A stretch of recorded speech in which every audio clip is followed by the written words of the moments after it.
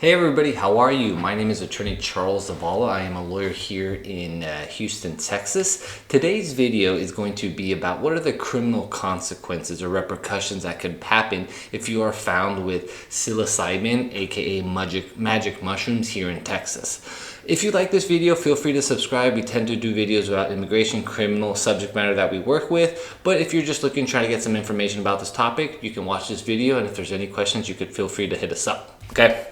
So a little bit of background. I am a criminal defense attorney here in Houston, Texas, and I'm working all over Texas. So a question that I get often, or one of the calls that we get is, people tend to do recreational drugs, right? It is what it is. It's part of human nature. The thing that's been coming a little bit, or I guess they've been doing it for a while, but I've been getting more calls about is what's called psilocybin, aka magic mushrooms or happy mushrooms or hallucinogenic mushrooms, right?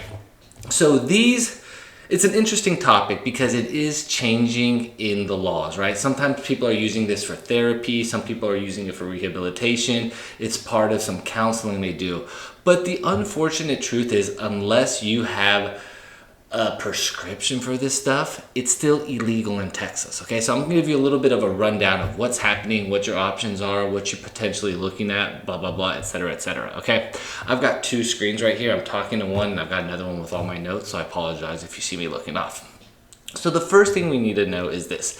What is psilocybin? Psilocybin is a mushroom that can be either found in nature or it can be grown artificially.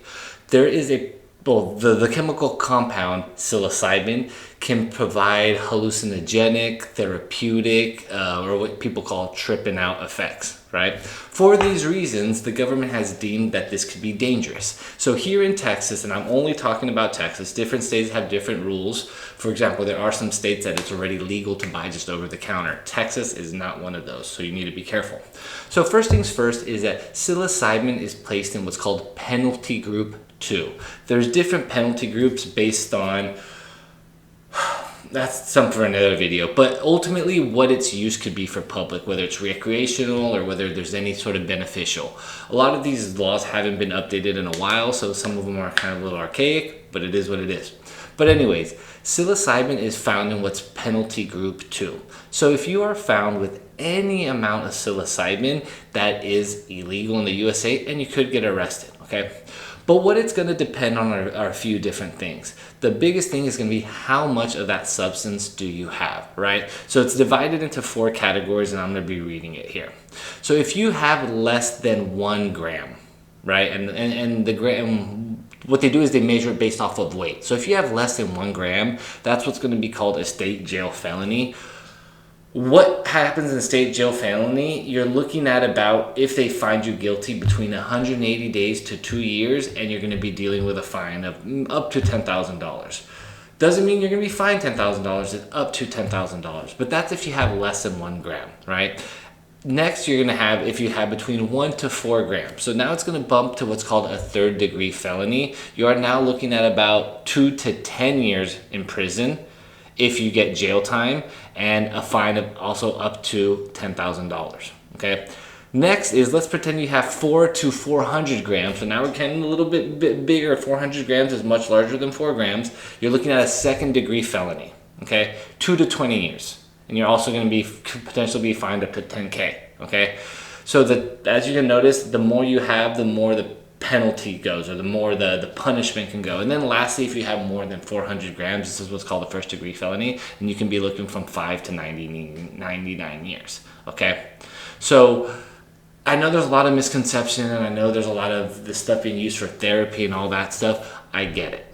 But as a lawyer, you still need to know it is illegal here in Texas. So if you get pulled over, if someone finds it or the police find it, you could still get arrested, and most likely will get arrested. And it's going to be based on the quantity you have.